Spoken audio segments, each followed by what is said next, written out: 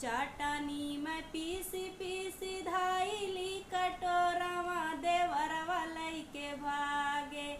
लाहो चटनिया देवरवा लइके भागे। दैन देता देवरू होया में कई चटनिया भैया तुहरा खाई है। ना हो चटनिया की भैया तुहरा खाई है। एक दीदी है वो पूछ रही थी हमारे चैनल के बारे में। हमारा चैनल मोनेटाइज भी हो गया है, गूगल एक्शन भी आ गया है दीदी।